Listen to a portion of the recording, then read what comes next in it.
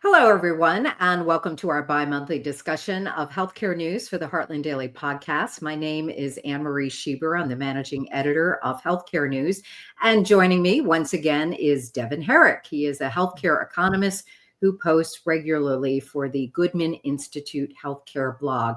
Hi, Devon. Good to see you again. It's good to see you. Boy, we've got a lot to talk about, so let's get to it. Item number one. The government is going to run out of money on October 1st. And I know a lot of people would think that is a good idea, but it's going to happen. And the last time this happened was 2019. And there's a lot of posturing going on because people are going to exploit this opportunity to squeeze whatever they can into the budget. And that's what's taking place. And of course, healthcare is part of that. Congress is trying to pass a stopgap funding bill that would last until November 21st. And healthcare is on that block. Here's a recent article from Becker's Hospital Review. AC subsidy extension left out of the funding bill. Now, let me explain a little bit. Democrats are pushing for Obamacare premium credits now. And Republicans are saying, nope, this is a fundamental issue that has to be discussed separately outside of a budget emergency. And Democrats say that emergency is now because insurance companies are setting premiums for 2026. The plans come up in November for re-enrollment. Governors from 18 blue states sent a letter saying, quote, the damage will be felt for years if Congress does not include Obamacare tax premium tax credits. And of course, the hospitals are in a panic. They don't say this out loud, but my guess is they're very nervous about people finding alternatives to Obamacare if these plans are priced through the roof and nobody's buying them. Like I mentioned, enrollment starts in a little over a month. Devon, what is your thinking on this? If the premium Obamacare tax credits do not come to pass, you think people are going to notice? Oh, well, it's interesting. And in fact, I wrote about this yesterday. The number of people enrolled in an Obamacare plan stayed at about 12 million for from 2014 until 2021. Mm-hmm. And as you know, 2021 was the year they passed the enhanced subsidies.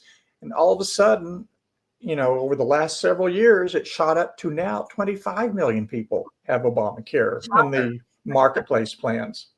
And so, I think it was, I forget now, the CBO maybe, or I forget who made the estimate that if we don't have these enhanced subsidies, 4 million people will drop coverage.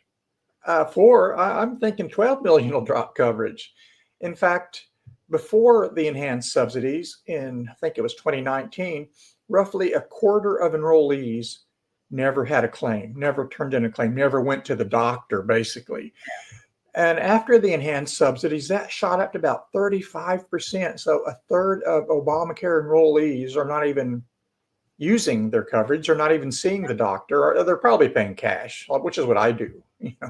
So it's a big waste. So, I mean, it should never have been done in the first place. I guess COVID scared people. Oh yeah, we got to give people help.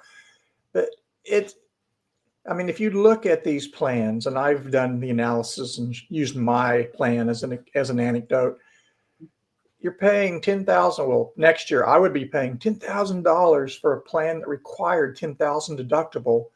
It's a big waste of taxpayers' money. It's a big giveaway to health insurance companies. It's to some degree a big giveaway to hospitals and drug companies too.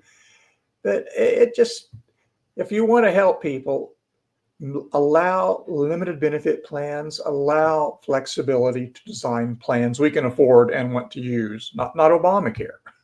Right. Now I'll get off my soapbox. Well, I'll tell you, who's done a lot of good work on this is the Paragon Health Institute. Yeah. And they saw all the abuses that were taking place trying to sell these plans. It was quite a racket, especially in places like Florida, where agents would find people and sign them up. And many times the people didn't even know they were signed up for the plans. So the money would go directly into the insurance company coffers. And that's how they juice the numbers. I think anybody with an ounce of sense would know that if a product requires that much government subsidy, it's not worth it. Right. And that's what they got to do. They got to pay people to use Obamacare plans. And what's going to happen is if this stopgap thing does not include the premium tax credits, the plans will be priced realistically. And people are going to evaluate them on their real merit. And they're probably going to say, no, thank you.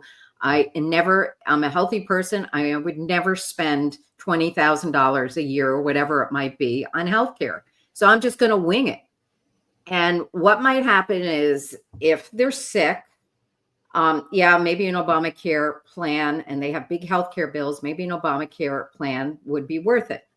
But for people who don't have those kinds of bills, they will find alternatives that really don't penalize you, or actually, if you don't have pre-existing conditions.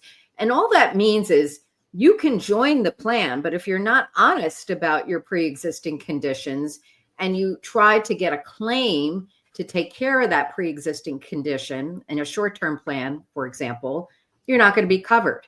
So basically, you get to choose your coverage. And let's say you really want a plan and maybe you have diabetes. And if you mention that, you have to be honest about it because they will go after you. They will look. And that's how the plans are priced so cheaply because they're not going to pay for things that they don't want to pay for. So pre-existing conditions is a big deal. Obamacare plans, anybody can get them.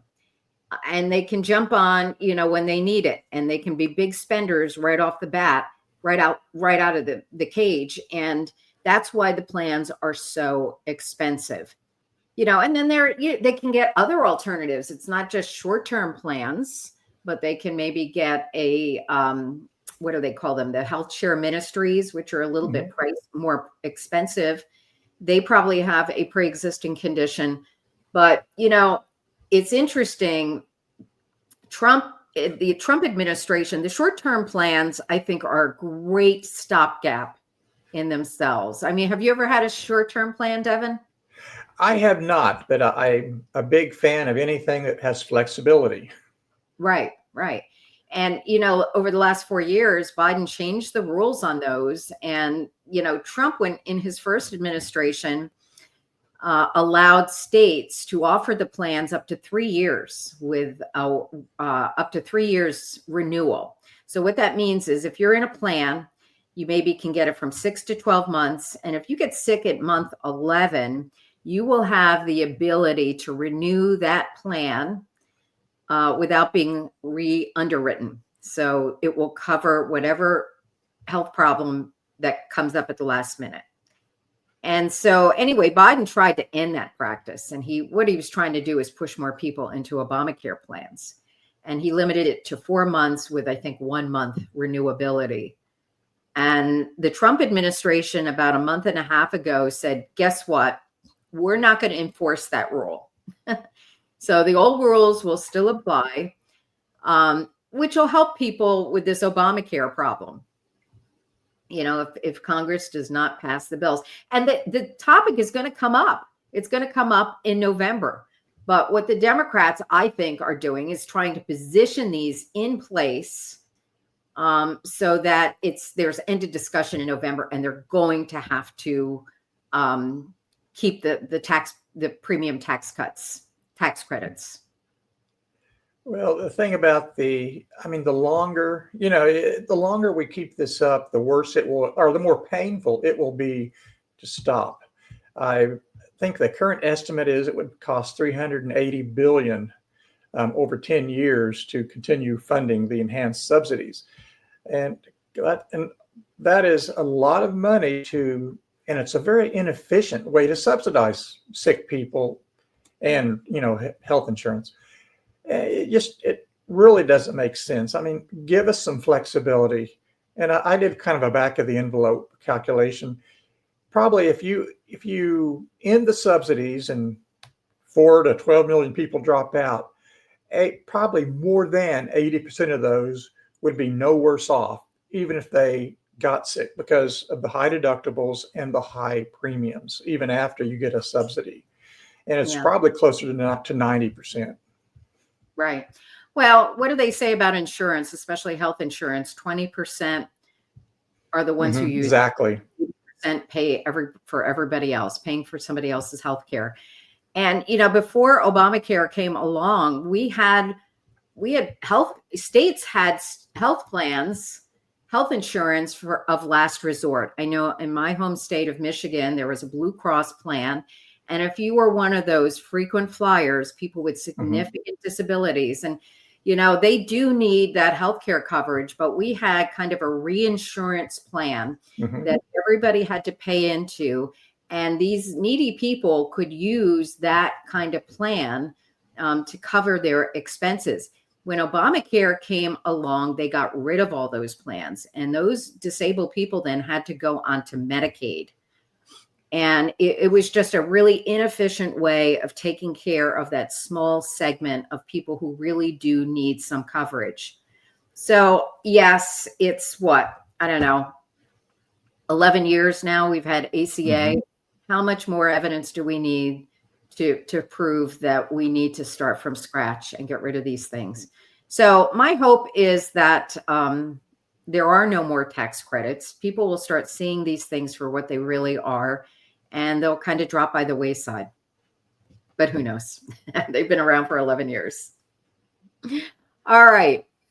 Item number 2, related to Obamacare. Insurance premiums increased 297% in the past 24 years. Now, this article here is the Association of American Physicians and Surgeons with an eye-popping graph. And I don't know, Andy, if you can scroll down to that graph, because you have to really see it. That's how much healthcare insurance plans have gone up since 2000. Incredible. 3 times the rate of inflation. Actually, the last 24 years. The average premium, get this, in the year 2000, the average health insurance premium went from $6,438 to today, $25,572. That's an incredible jump. We can all thank the Obamacare plans, because they now have to include everything under the sun. And we've taken away some of the more efficient ways of covering needy people. So I guess you're not surprised by this, Devon. You buy into ACA plans, so you know firsthand what this is all about. Oh, it is. I mean, it's really hard to fathom. But yeah, I mean, the price of medical care has been going up at 3 times the rate of inflation for as long as we can remember. And just as an aside, I did some analysis on cosmetic services, plastic surgery. Those services, they're not covered by insurance, obviously. They've gone up in price roughly equal to consumer inflation, not medical inflation, consumer inflation. But looking at this graph, I'm glad you showed this, because I have it on a screen as well. And it's just hard to imagine if you were to tell workers, hey, oh, by the way, that expensive health plan you have, you're paying $4,000 or $5,000 or $6,000 for, really costs $25,000, and that's actually all your money. Your employer is just making payments in lieu of higher wages. Exactly. They would freak out. They would demand, no, I want that money. I will take my chances. I will find something else. Yeah. They would demand control, and that's what our healthcare system needs, is 100 million people with employer-sponsored health insurance saying, no, I'm not paying $25,000 for, we don't even see the doctor hardly. We go once or twice a year. The kids get sick, we take them in for a flu shot. It's ridiculous. And if people knew, they would demand control of that money. And that's what we need. That's what holds cost in check. Well, right. And when you're paying that much money, you're going to use it. And that drives up utilization, drives up costs. We don't have enough doctors and providers to accommodate that cost. And that drives up the costs of labor even more. We're so brainwashed into thinking that the best benefit in the world is health insurance. And there is good reason, because healthcare is so expensive. And, people don't think of it in terms of, this is your compensation that your employer is spending on your behalf. Now, they get a big tax advantage to doing that, right? They don't pay the insurance on the payroll tax. Mm-hmm. So this is called the employer exemption. And it has really corrupted healthcare and this whole system outright. It would be so much better. Imagine the healthcare industry today if employers, and I think it's great that employers want to help their employees with health insurance. But, what happens is they get this exemption. And if you don't have employer insurance, you don't get this exemption, right? If you're self-employed, I'm a contractor. I don't get, I have to pay payroll tax and everything, and I don't get that deal. And I think, if we were to drop that all together and divvy it up more fairly so that anybody who files taxes can get some sort of break, maybe we allow more money to be socked away into tax-free HSAs. And, it would be fair, the work climate too has changed. A lot of people are gig workers, and, we've made a little bit of change on HSAs in the One Big Beautiful Bill, but not really significant enough, I think, in my opinion. And I think if employers could give that money outright to their employees and let them shop it out. The thing about health insurance is it makes sense if you hold a plan for a lifetime, like indemnity style insurance. And you're going to want to hold on to it, because if you drop out, you will be re-underwritten, right? Mm-hmm. And so there's a big incentive for people to hold on to a plan for life. And the insurance companies benefit from it too, because when you're holding it and you're healthy, they're not paying so much for you. But when you get older, they'll probably have to shuck it out. And then the younger workers will come in and let them kind of manage the economics of healthcare coverage. But again, Obamacare has driven up the price of these employer plans that they're really not much of a benefit today. And it explains why employers might be really stingy about raises. Yeah, exactly. All right. So let's move on to item number 3, which is kind of related to healthcare expenses. Now, you wrote something. This is amazing. I had no idea, but this caught my eye, and I'm sure anybody else who saw this headline. You wrote a blog post called "Why is Having a Baby So Expensive in the United States?" I was shocked when I saw this number. So you reported on a report by KFF, and it said the cost for delivery is really $59,710. Unbelievable.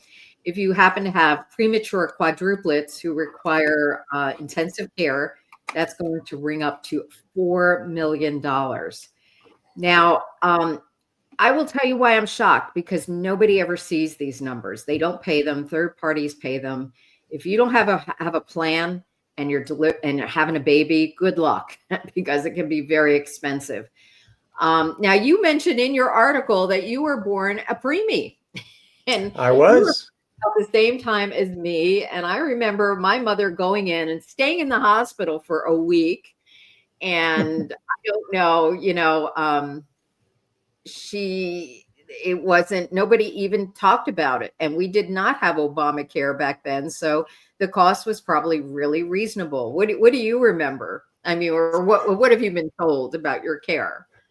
Well, yeah, of course, my parents are deceased now, but they had told me these stories for years. And I was born about, I forget the exact number now, 7 or 8 weeks premature. And I had to stay in the hospital for 7 to 8 weeks after my mom went home. And we didn't have insurance. My father, of course, was a self-employed farmer. But he mentioned one time, the cost for all that was about $2,500. And, Wow. $2,500, that was a lot of money, but it wasn't $1 million. Right. Today, if you look at inflation, that was like, in consumer inflation, that's the equivalent to around $26,000. But yet, if I'd been born today, with the same type of problem, I mean, You it's get hard $4 million. to compare technology because Out of the they gate, had no technology. out of the gate, I you'd be mean, a $4 million baby. yeah, it'd be $1 million. I mean, my mother told me the story of the doctor stayed up all night the first night. Yeah. No, and it used to be, like I would hear this story from my mother that, one of the benefits of going to the hospital was that you got some rest for the first week. And the nurses would take care of your baby. Now they kick you out in about 24 hours. Yeah. I know for my kids, that's what it was. It was 24 hours and came home and I got great care, but my babies were born before Obamacare and I had good coverage and I never saw a bill. And it was just not something I ever thought about. But again, it gets to this issue with Obamacare because government is paying for so much of it. There's like an endless stream of money. The hospitals are going to figure this out. And all of a sudden, prices are going to go through the roof. Well, And we pathologized, labor and delivery. And I in my article, I kind of my first opening anecdote is this has been going on for a long time. That women have been having babies since the beginning of time, literally. And whether it was, in biblical times having babies in Bedouin tents or in medieval times in stone villas or a thatched roof, mud wall, one room hut. It's been going on since the beginning of time, but yet, and it's a natural process, obviously, but, due to healthcare, due to health insurance, due to our views on healthcare, it has become a medical procedure. And of course, you can say, well, 1 out of 1,000 births is a problem. We really do need to be near a hospital, if not in the hospital. Well, there are other alternatives. There are nurse midwives, there are home births, they could even, birthing centers. A birth does not need to cost, $25,000 or $50,000 or whatever the prices are. I mean, there was a period of time about 15 years, I want to say 15 years ago, that Parkland Memorial, that's the big hospital in Dallas, that's the big public hospital, charity hospital. If you argue enough and talk enough and are poor enough, they would do a birth for, I think it was $2,500. And this is the hospital that wrote the book on at-risk babies. Literally, they pioneered, and they do it better than anyone. I think they still deliver more babies than any other hospital in the nation. They know how to do it, and they quietly learned that, if you're not on Medicaid, and we will cut you a deal, and we'll do it right. And so it can be done. It's just no one has the incentive. And we've been taught over the last 70 years, I guess, that births have to take place in a hospital and they have to cost way, way, way more than they should. yeah. Now, I mean, imagine if you had fixed price deliveries, do you think the hospital would really go out of its way to make sure it doesn't exceed that cost and they'd be very careful? Right now, anything could go wrong and someone else will pay for it. And that's why we probably get the $4 million bills. I mean, the NICU, I know, is very expensive. It's very labor intensive. And it's wonderful that we can save lives so early. I know somebody who had a baby at 22 weeks and the child now is an adult. And it's just amazing to know that we have the technology to do that. But yeah, the math is very shocking. And, I don't know what else we can do with it in light of our current healthcare system. So good blog post. Highly recommend you take a look at that. All right, let's move on to item number 4. Now, is there a move to oust Robert F. Kennedy as HHS Secretary? Now, we got a little insight into this back on this hearing on September 17th, where the Senate Help Committee just skewered Kennedy. I mean, it got to be a joke at some point where Kennedy said, are you making a speech or are you asking me a question? He barely got a word in edgewise, and they were just attacking him right and left. Now, I don't know who is orchestrating. This is the Substack, and I don't really follow the writer of this Substack. It's written by a guy named Sayer G. He's an alternative medicine guy who follows Kennedy. But his article here is interesting because he does think that there's an alleged coordinated strategy to get rid of Kennedy in this, and they're using the Senate Help Committee to do that. Now, the Senate Help Committee, it's Republicans in charge in the Senate. It's led by Senator Bill Cassidy, who's a Republican, but he is a big Kennedy skeptic. In fact, and a doctor. He's a doctor. Right. He's a big vaccine guy. So Kennedy, I think Kennedy has been pretty moderate on vaccines. I think he's playing it very cool. Anytime he does anything, it's seen as extreme and radical. But I think he's really taken a very restrained approach on vaccines. He's certainly asking questions that have not been asked for years. And Cassidy came out with an op-ed. So one of the things that Kennedy did was he pulled $500 million in funding on mRNA vaccines. And people were screaming, oh my goodness, we're going to have people dying on the streets, whatever. Who knows? Maybe it's the Tylenol people who are going after Kennedy these days, but we'll talk about that in a minute. But in any case, there really isn't a whole lot the Senate can do, except, we have an election coming up next year. And I think Kennedy is really putting the foot to the metal here, to the foot on the pedal here, because who knows what could happen after the election next year. He is getting a lot done and facing enormous resistance from this big special players in healthcare, the vaccine makers, the drug makers, the hospitals, the insurance companies, maybe not so much, but, he is in charge of, Medicaid and Medicare and Medicaid services. And he's in charge of the CDC, and he's made some leadership changes there, a big upheaval. That's getting a lot of flack. I want to kind of scroll down here because he does say something here, and I don't know if we passed it yet, but he says this writer. Here's the Nation, RFK Jr. So this writer says he's pulling out all these news items of how they're skewering Kennedy. This is the best one. RFK Jr., American Psycho. That's the Nation. Okay. That's not unusual for them. But he writes this: the picture that emerges is deeply unsettling. A campaign against a sitting U.S. health official that is less about honest policy disagreement and more about protecting the entrenched interests through manufactured consensus. Devon, what is your thinking on this? I don't know whether you're pro Kennedy or I just think it's real interesting, like how he's under attack.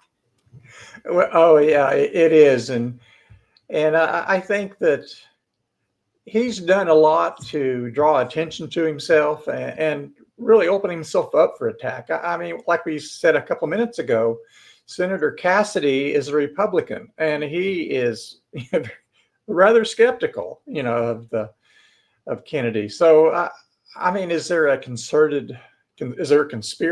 I doubt it. Well, I mean, what is a conspiracy? Is he made a lot of enemies, and those enemies would love to see him out of there. I guess you could call that a conspiracy, but yeah, I don't know that it's just the vaccine makers. I think he's made a lot of enemies in the public health advocacy community. He's irritated probably a fair amount of physicians. So he is controversial, and he courts controversy, and he doesn't care. No, so I guess, yeah. So from that standpoint, I think Trump's got his back, and I think that was part of the deal, right? Kennedy was trying to be the president, and He supported Trump in the election. It was a key endorsement. And I think, this is why he's giving Kennedy free rein. I think that was probably part of the deal. I have no idea. But, an interesting thing came up about a month ago when, I don't know if we talked about this, but the top regulator at the FDA, a guy named Vinay Prasad, quit and then got back on board. And it was all about a very expensive drug to treat muscular dystrophy. It was like, I don't know, $250,000, like $250,000 a dose, something crazy like that. I think it was 5 million. Was that one was 5 million a dose? It was something crazy. Well, yes. And it wasn't even all that effective. And there were some safety concerns. And this guy, Prasad's probably looking at this thinking, why are we approving this? For this much money. And then the company was not very transparent about the safety issues. So he pulls it, and there was huge political flack. Okay. Now, certainly from the muscular dystrophy advocates, right? They were mad about it. But, no one ever thought about the question, like, who's going to pay for this? Who's going to pay for this? And what happened was Kennedy got him back. All right. So this guy he quit after political pressure. So if he was able to orchestrate this rehiring of this official, I think it speaks to his power. And I think Trump is not going to bail on him, and at least until next year. I mean, all of this hinges on the election next year. And a lot of people say the Republicans will probably hold on to the Senate. I don't know what's going to happen in the House, but I don't think Kennedy's nervous. Do you think so? I don't know that he probably doesn't really worry about these things. He doesn't strike me as someone that is going to worry about it. He's going to take the initiative, do what he can as fast as he can. And then he knows it'll end at some point, and he's going to take the opportunity and run with it. That's what I think about it. I mean, he's not a political animal from the standpoint. He doesn't want a political job forever. He wants the opportunity to further his agenda. I mean, I don't think it's politics that interest him as much as the power that he has at the moment. Right. All right. Well, this dovetails nicely into our next item, which happened a day ago. Trump links autism to acetaminophen, despite decades of evidence that it's safe. Now, this is the CNN headline. I could not find one favorable article in the mainstream media that was unbiased and neutral. I mean, this is a controversial idea, okay? But at least it's out there. We're debating it. We're open to the idea. There is no denial of the fact that autism rates have escalated in the last, 20, 30 years, since 1989. And so now this news conference yesterday, and of course, just skewered Trump on this. I'm surprised he didn't, surprised it didn't say administration now endorses the MMR vaccine. So, all right. So actually what he talked about, Trump, was Tylenol. All right. And he said that Tylenol, he recommended that women not use Tylenol during their pregnancies. That is the only drug that is recommended for pregnant women to use to control pain. And he put the idea out there. Something's happening with autism. And I remember when I was having my children, I heard that over and over again. The only thing that's safe for you to take is Tylenol. Now, being pregnant, you are going to probably maybe suffer some aches and pains, and you might want something to control that. I remember my first baby, I bought into the whole Lamaze thing. I had no pain control. I just took one Tylenol before the delivery, which I learned was probably a mistake. But anyway, sorry. This is really shocking. So, they didn't really talk about at this news conference, the vaccine connection to autism. And you would think that the media might be saying, wow, they didn't mention MMR vaccines and now it's safe to take those. But I think the vaccine thing has not gone away. at least we've got an administration taking a look at these numbers about autism. And, we should point out in 1986, that's when Congress passed the National Childhood Vaccine Injury Act. And then that granted liability protection to all vaccine makers. And that eventually led to the escalation of the number of shots on the childhood vaccine schedule. I don't think that's a coincidence. But, the fact that they threw in now this new idea that Tylenol could be linked to this kind of takes the pressure off of vaccines, don't you think? Maybe that was the intention. Well, I was very surprised that Trump himself would, become involved in this. I mean, it's right. The leader of the free world is worried about what you take when you're pregnant. I mean, women I've known over the years have done their best to take nothing if they could, as little as they could. You don't drink, you don't stay around, you don't smoke, you don't be around people who do smoke. You take as few medications as possible.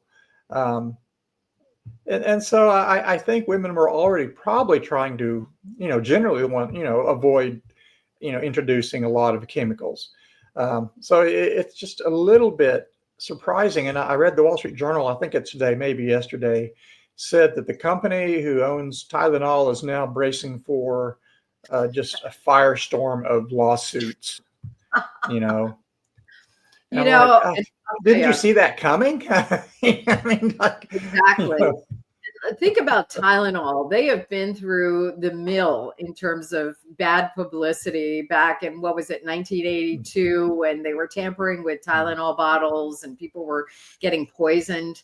That had nothing to do with the manufacturing or the safety of the drug, but it really tarnished the Tylenol name. And, like any over-the-counter drug, you and I are big fans of over-the-counter drugs, but everything has to be done carefully and in moderation. And just because something is sold over the counter doesn't mean that it cannot be unsafe to you. Same thing, you could take too much aspirin, you could take too much ibuprofen or cold medicines. The thing about Tylenol, you're right. I agree with you. I don't understand why Trump had this kind of news conference with all the healthcare people standing there. It just seemed really strange. It reminded me of, and this is where the media went ballistic on Trump yesterday. They kept bringing up, this is like 2019 when Trump would have these news conferences for COVID and talk about hydroxychloroquine and bleach. And they were kind of right, but I don't know. The media was completely unbiased, was completely biased. So we can't trust anything really that comes from them. But I think it's interesting that we've raised this idea. I hope more research is done and that people, would treat this fairly and we get some more credible information. Well, and I think we've discussed in the past about, there was a study from 20 years ago or so that said 16,500 people die yearly from taking NSAIDs, aspirins. So nothing is without risk. But I would, I think all the studies show that Tylenol is safe. But I mean, be cautious with everything you introduce into your body during pregnancy and other times too. I mean, I took an aspirin the other day, and man, that it burned. I was like, gosh, I don't remember this hurting like this. Yeah. See, Tylenol was marketed as the safe alternative, but it can be very dangerous. It can be very dangerous if you have alcohol in your system and you take it to maybe get rid of your headache or your hangover. I know somebody who died that way, and you just have to be very careful with any use of product that's sold over the counter. So Tylenol has been through this before. I'm sure they're going to come up with a really good campaign to, protect their brand, and we'll see. But if Kennedy was worried about his job, he might want to look over his shoulder to see if there are any Tylenol executives behind his back. All right. Our last item, number 6, bankruptcies rising in the healthcare sector. Now, you wrote about this on the blog.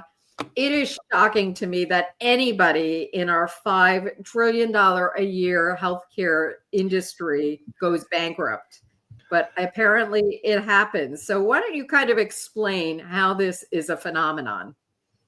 Oh, yeah, yeah, my thoughts are exactly like yours. How's anyone going bankrupt? I mean, it's like I live in an area of town that is really fast growing, the Mhm. far north side of Dallas, and there's a new hospital going up. All over the area, there are construction cranes adding on to hospitals all over the area. So how can you have, except for, how can you have a hospital going broke except maybe in a rural area that has lost population?